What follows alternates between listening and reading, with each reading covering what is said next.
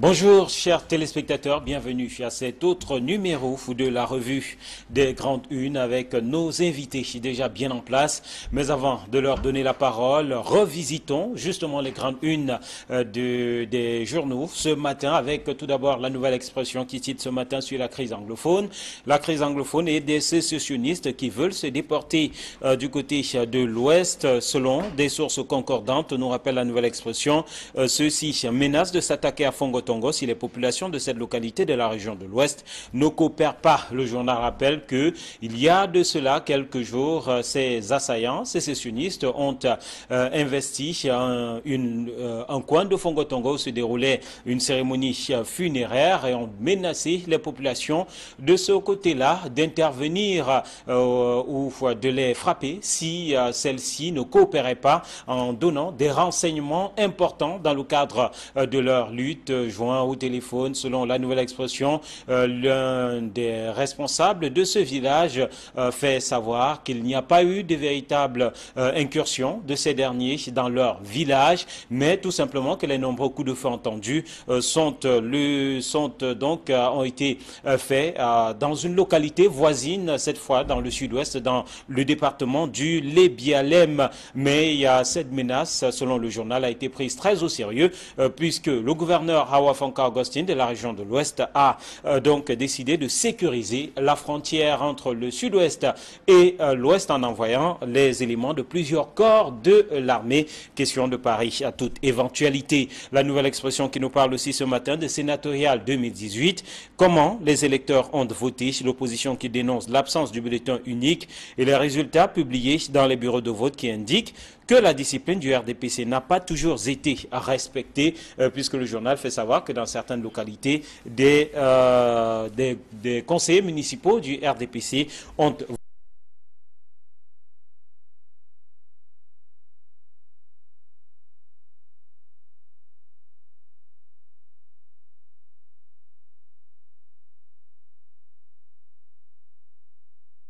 voté. Le parti au pouvoir a réussi l'exploit de retourner les conseillers municipaux de l'UFP. Récit d'une victoire collective à lire à la page 3 du journal Info Matin. Le journal qui décrit comment Laurent Esso a mis en branle la machine RDPC pour renverser donc la tendance dans ce département d'UNCAM, un département à majorité UFP, mais il y a des conseillers municipaux UFP qui ont réussi à être convaincus de voter pour le RDPC dans le cadre de ces sénatoriales. Zone de libre-échange continentale, l'aubaine de la diversification économique, sur haute instruction du président de la République, le ministre des Finances. Lui, Paul Mutazi, a paraphé à Kigali au Rwanda le texte créant un marché commun en Afrique, nous rappelle le journal ce matin. C'était tout simplement la semaine dernière. Le quotidien de l'économie ce matin parle des projets chinois qui coincent dans notre pays. Le journal qui rappelle donc qu'ils sont lancés depuis plusieurs années pour certains. D'autres s'inscrivent dans le cadre de la loi portant sur les incitations aux investissements privés d'avril 2013. Mais leur mise en œuvre piétine quand ils ne tardent pas tout simplement à sortir de terre, nous dit le quotidien de l'économie qui ce matin revisite donc quelques-uns de ces projets bloqués jusqu'ici depuis des années. Le journal qui parle aussi d'agro-industrie et des incitations pour la transformation locale du cacao à lire donc à la page 7 du quotidien de l'économie de ce matin. Mutation, on parle de sénatorial et notamment de la région du Nord-Ouest et s'interroge pourquoi le RDPC a perdu. Le journal croit savoir alors qu'il détient la majorité des conseillers municipaux dans cette région, le parti au pouvoir a été tout simplement dévancé par le Social Democratic Front, un désaveu pour l'élite locale dans le contexte de crise anglophone, nous dit Mutation. Ce matin, Cameroun Tribune s'intéresse au couple présidentiel. Paul Biya de retour, nous dit le quotidien gouvernemental qui rappelle que le président de la République, qu'a accompagné la première dame Chantal Biya a regagné Yaoundé hier soir à l'issue de son éclatante visite d'État de 3 jours en Chine. À lire donc dans les colonnes du journal Cameroun Tribune ce matin, l'éditorial et surtout les leçons de cette visite que tirent les envoyés spéciaux du journal Cameroun Tribune. Et on va évoluer avec le journal Le Popoli qui parle de magouille dans la tanière des Lions indomptables du Cameroun, avec donc les différentes sélections qui pourraient voir de nouveaux hommes être installés. Et surtout, le journal s'intéresse à Bidoum Fils qui signe sur l'infirmerie des Lions indomptables du Cameroun. Camer Presse parle de l'ambassadeur de France qui était du côté de Lompangar, qui a donc visité ce barrage en construction. Et enfin, le journal Le Jour, lui, s'intéresse au portrait des nouveaux présidents, des nouveaux prisonniers du président. Et il y a entre autres, on peut voir donc à la une quelques-uns de ces prisonniers du président, avec notamment Basile Atanganakuna, Max Wanjaiti, Bruno Bekolo Egbe, entre autres donc, qui figurent parmi ces nouveaux prisonniers du président qui se trouvent du côté de la prison centrale. Donc Kondengi, le journal qui parle aussi de la sénatoriale avec Elekam qui corrige ces chiffres. Voilà donc pour la revue de ces grandes unes.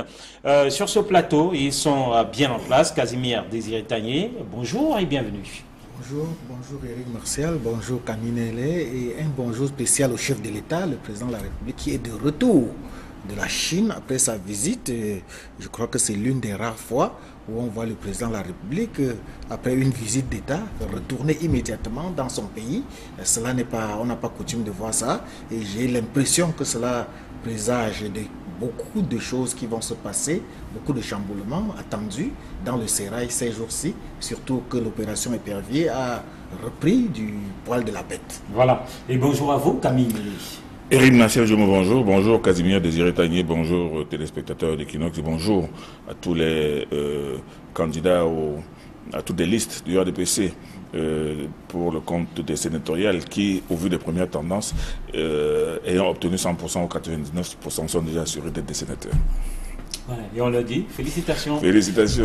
Et on va démarrer justement avec les sénatoriales et les journaux qui titrent ce matin, notamment sur la région du sud-ouest, avec un focus, un zoom sur cette région du nord-ouest, pour être plus précis. Mutation, par exemple, dit, on s'interroge, pourquoi le RDPC a perdu dans cette région du nord-ouest.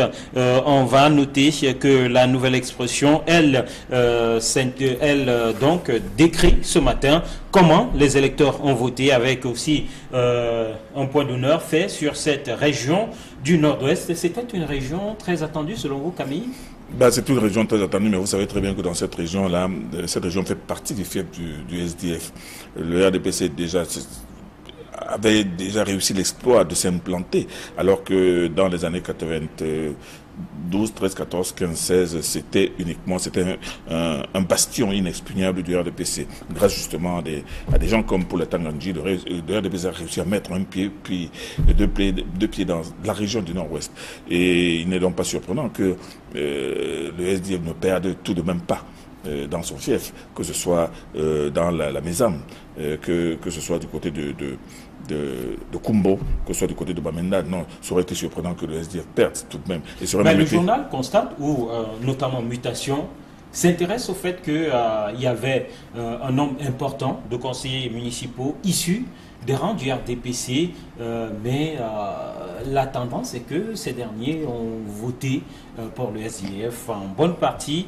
Certains ne se sont peut-être pas déplacés, tel que rapporte le journal, mais au finish, alors que l'on se serait attendu à une victoire du RDPC, eh bien, c'est l'inverse, d'où ces titres et ces focus des journaux sur cette région. Mais il faut regarder la marge. La marge est quand même assez mince. Ce n'est pas une marge écrasante comme on le trouve dans certaines autres régions. La marge est infime, elle est à peine de 3 ou 4%, mais toujours est-il que ce n'est toujours pas surprenant qu'on puisse trouver des militants du RDPC ou des conseillers municipaux du RDPC qui aient pu retourner leur veste à la dernière seconde, compte tenu du climat qui prévaut dans toute cette région. Casimir, des leçons à tirer de ce vote, de cette sénatoriale dans cette région du Nord-Ouest au regard des titres des journaux? Oui, je crois que justement c'est ce que vous veniez de dire là qu'il faut faire remarquer, hein, Eric, parce que le Nord-Ouest a en majorité les conseillers municipaux du RDPC.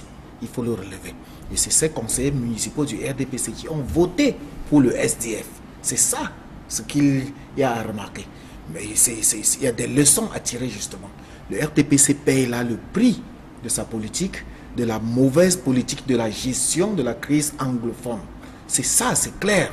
Et vous savez que depuis que cette crise a éclaté, on n'a pas vu des bonnes mesures, on n'a pas vu le RDPC implémenter le dialogue tant attendu. Le RDPC donner le ton de ce qu'on attend pour que l'apaisement soit du côté du Nord-Ouest. Pour vous, c'est un vote sanction? C'est pratiquement un vote sanction. Par les conseillers RDPC qui sont des natifs du Sud-Ouest. Il faut relever du Nord-Ouest. Parce que être conseiller municipal ne les empêche pas d'être natifs du Nord-Ouest. Donc, ils ont voté. Je crois que c'est le cœur qui a parlé.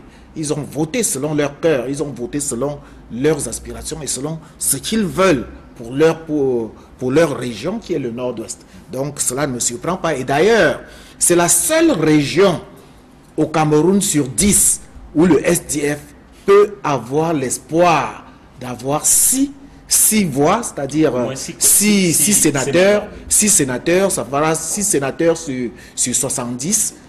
La marge est infime. Ça ne fait même pas, en attendant les nominations, c'est vrai, mais ça ne fait même pas encore un groupe parlementaire. Parce que vous savez que pour avoir un groupe parlementaire, il faut avoir une marge d'au moins 15 sénateurs. Donc ils sont actuellement à 6 sénateurs. Il ne fallait pas quand même que le RDPC rafle toute la mise dans tout le Cameroun. Je crois qu'il fallait au moins que là-bas, vous allez me demander pourquoi ce n'est pas la même chose dans le Sud-Ouest. Justement, le Sud-Ouest a autre chose de particulier. Le Sud-Ouest a des sénateurs sortants, comme le chief Moukete, qui a fait des grandes sorties ces derniers temps, et dont il fallait qu'il joue sa partition, il fallait qu'il démontre que, en dehors des sorties qu'on a vues du côté des grands journaux comme Jeune Afrique, où il a fait des sorties pour dire qu'il promouvait le fédéralisme et condamnant vertement la politique du chef de l'État, il fallait donc qu'il mène campagne pour que sa région montre ses accointances avec le parti au pouvoir. Donc, il y a une différence entre le Sud-Ouest et le Nord-Ouest. Camille. Oui, mais moi, ce que je veux dire, c'est que vous devez aussi comprendre que le RDPC, qui est le parti au pouvoir, qui est le maître d'œuvre de l'élection, sait très bien que il serait indécent qu'il rafle 100% des sièges. Vous ne savez pas, vous ne savez rien des tractations de coulisses qui ont pu se passer pour que certains partis puissent au moins être représentés d'une manière ou de l'autre. Donc, moi, je pense que cela fait partie du jeu de l'élection, parce qu'une élection, c'est un jeu. C'est le jeu démocratique et on ne saura jamais. Vous vous souvenez très bien que lors de la dernière mandature, c'est le RDPC avait donné des consignes de vote pour qu'on vote que les conseillers municipaux RDPC votent pour le SDF. Donc moi je pense que cela participe du jeu, c'est un jeu d'équilibre et que les gens ne se posent pas trop de questions pour savoir à tel endroit pourquoi le RDPC a pu perdre alors qu'il avait la possibilité de gagner. Moi je dis tout simplement que regardons seulement, on va voir la coloration définitive. Après cela pour voir qu'on verra que bien évidemment la grosse part du gâteau se reviendra. Et le journal Info Matin, lui dit clairement que voilà, au regard de l'implication, au regard de l'engagement des uns et des autres au sein du RDPC, le parti est bien parti pour remporter tout au moins 4/5 de la mise pour ces sénatoriales. Alors je voudrais qu'on s'intéresse à l'angle pris ce matin par la Nouvelle Expression qui dit comment les électeurs ont voté, l'opposition qui dénonce l'absence du bulletin unique. C'est une récurrence finalement, une rhétorique au sein de l'opposition. C'est passé et déjà le temps des pleurs ou des dénonciations a commencé. Il ne faudrait pas que ces dénonciations aient un effet fatigue C'est-à-dire que dénoncer pour dénoncer.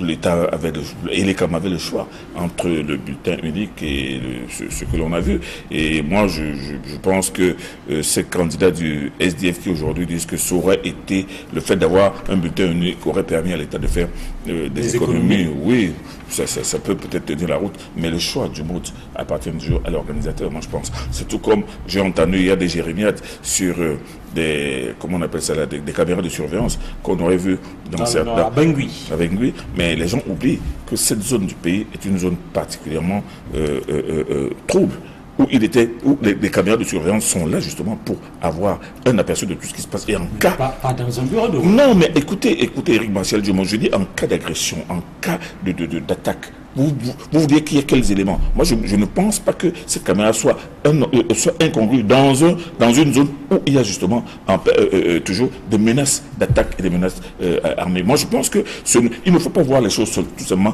en se disant que ces caméras sont là, étaient placées pour permettre de voir ceux qui votent pour, ceux qui votent contre. Moi, je pense que l'autre élément, c'est l'élément de la sécurité. Et les caméras de surveillance sont là justement pour assurer la sécurité et savoir même ce qui aurait pu se passer. Moi, et vous allez voir que même lors des prochaines élections qui arrivent, il y aura des caméras de surveillance, surtout dans les zones sensibles.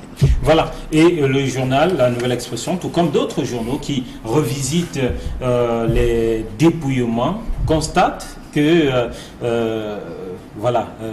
l'opposition qui a parlé de bulletin unique, mais aussi que dans certaines régions, le taux d'abstention a été un peu plus élevé, notamment le sud-ouest. Ça peut s'expliquer avec la situation. Mais Info Matin nous parle ce matin d'une CAM. Et là-bas, l'Info Matin nous dit comment Laurent Esso a joué du côté de Yabassi. Je crois que le titre de Info Matin m'a paru un peu surprenant, surtout quand on fait un grand zoom sur Laurent Esso, qui serait la personne qui a fait gagner dans le CAM et qui a fait gagner le Vouri, qui a fait gagner à l'ouest, qui a fait gagner au nord et à l'extrême nord. Je crois que ça c'est un peu trop grossier, et surtout que nous savons que le CAM, c'est vrai, le CAM c'est des conseillers, pratiquement 95% sont de l'UPF, et c'est ces conseillers UPF qui ont voté pour le RDPC. Ça peut paraître surprenant, mais il faut regarder le travail qui a été fait par des natifs du CAM eux-mêmes. Le professeur Narcisse Molenkombi, qui est le ministre des Arts et de la Culture, a fait un travail remarquable. Aurélien Soso, qui est recteur de l'une des meilleures universités du Cameroun, a fait un travail là-bas. C'est vrai, Laurent Esso est le coordonnateur des activités du RDPC dans le littoral. Mais pourquoi zoomer seulement dans le CAM? Pourquoi est-ce que ce n'est que dans le CAM qu'il a fait gagner? Moi, je crois que c'est un peu trop grossier. Et puis, lorsque vous lisez l'article, vous allez voir qu'à l'intérieur, le même journal Info Matin parle d'une victoire collective.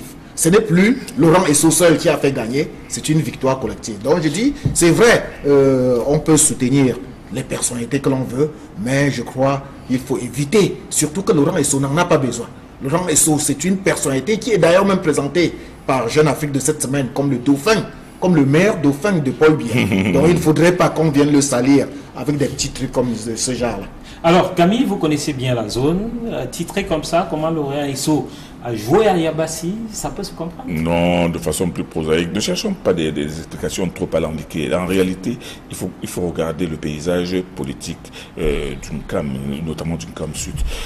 Ceux qui ont la mémoire savent très bien que lors des dernières élections municipales, il y avait une liste RDPC qui était très très puissante. C'est la liste conduite par le maire, Kwedi Bataké Désiré, qui était le président de la section RDPC du CAM Sud. Et vous savez très bien qu'en face à lui, il y avait Nyamsi Martin, qui avait aussi sa propre liste, et il voulait absolument que il y a eu un problème de leadership entre ces deux grandes élites du CAM Sud.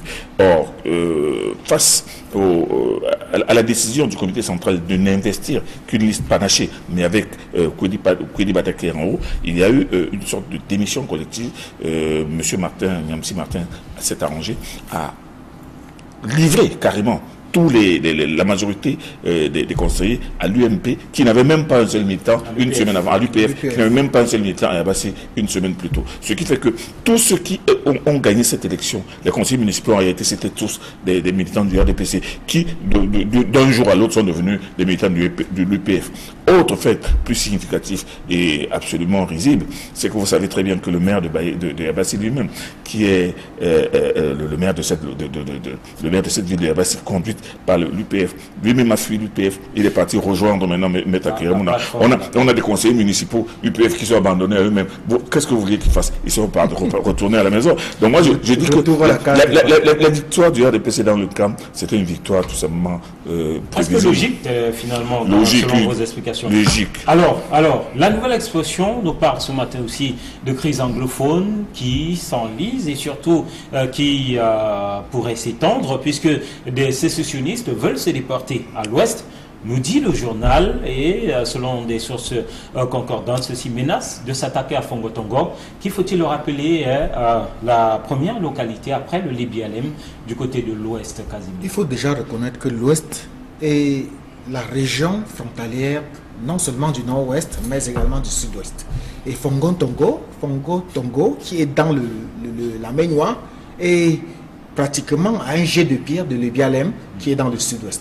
Donc, ça ne devrait pas surprendre que l'on pense que les sécessionnistes peuvent se déporter à l'ouest. C'est très facile. Donc, je crois que la nouvelle expression, ou alors la presse tout entière a fait bien ce travail de veille, ce travail d'éclaireur, pour attirer l'attention des pouvoirs publics sur les mesures de sécurité qui doivent être renforcées de part et d'autre. S'il n'y a pas qu'à l'ouest, rappelez-vous qu'il y a quelque temps, il y a eu des tentatives de sécessionnistes du côté de Douala, au niveau de la SCDP.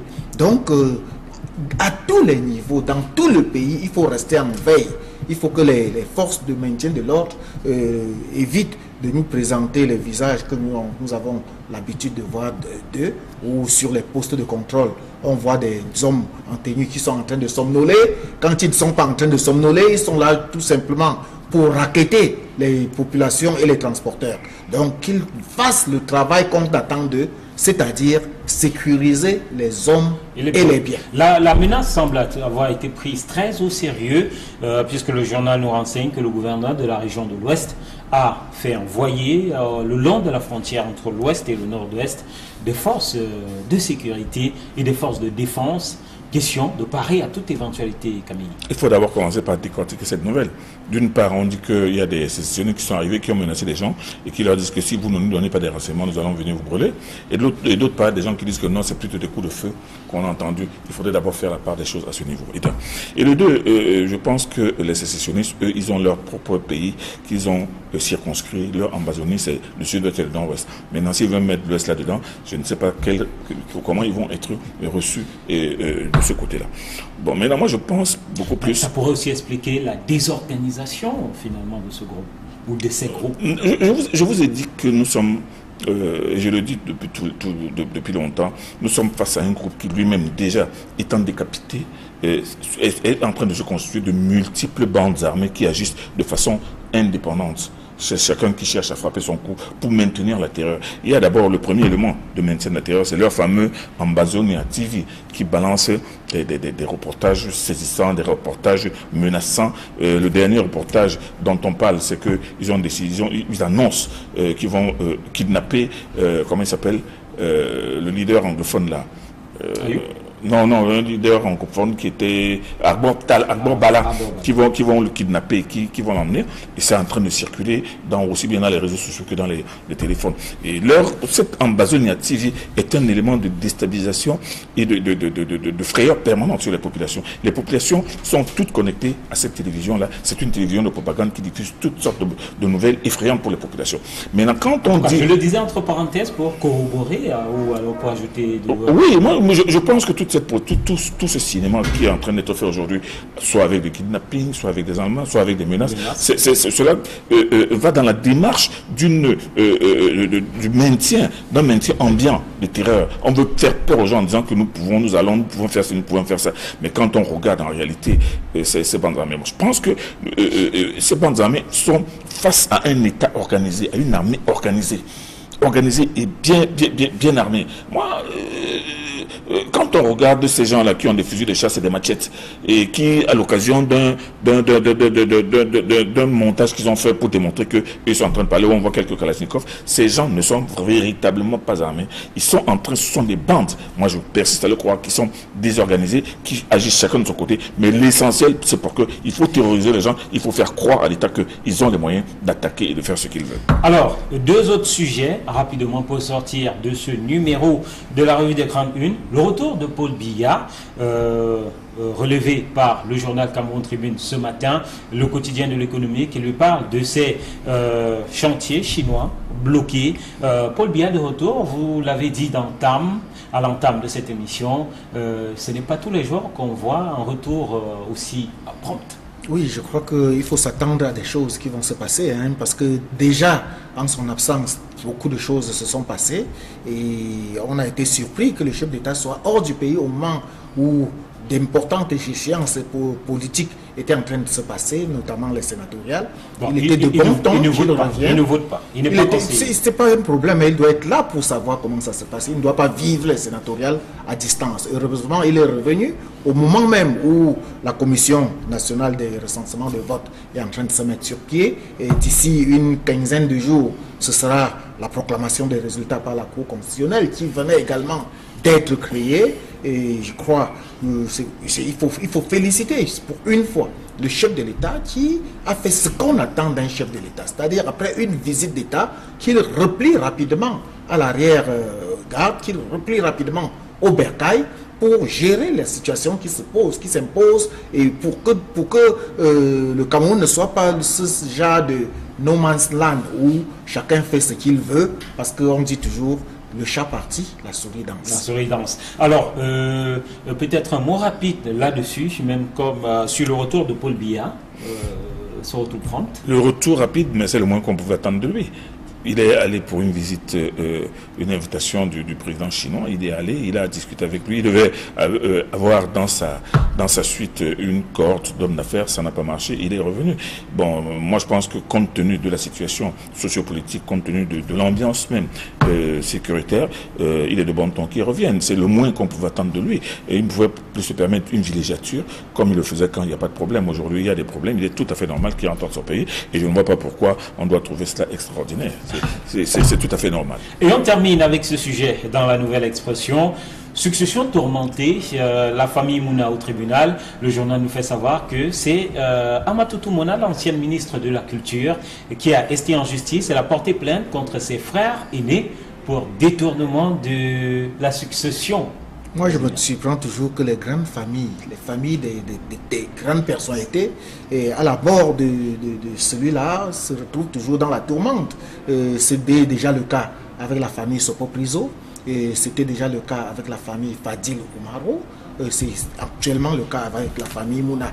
Mais c'est un peu curieux. Peut-être demain, ce sera le cas des autres familles que je ne veux pas citer. Et nous savons, pourquoi pas. Il faut même oser. Il y a les Kaji des Fosso qui sont des grandes familles, les Fosso Victor qui sont des grandes familles, les Soé André et autres.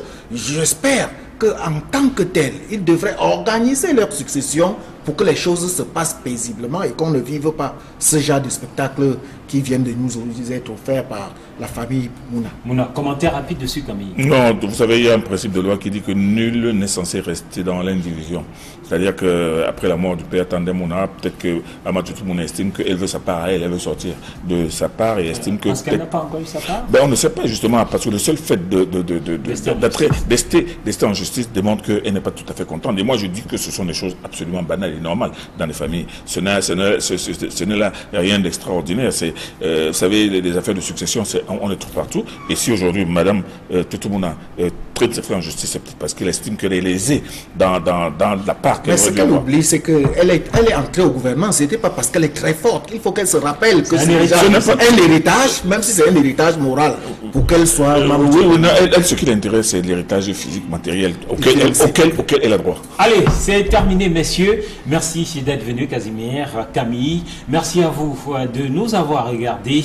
Prochain rendez-vous, ce sera demain. Nous serons là pour un autre numéro de la revue des Grandes Unes. Entre-temps, nous vous souhaitons une très belle suite des programmes sur Equinox Télévision.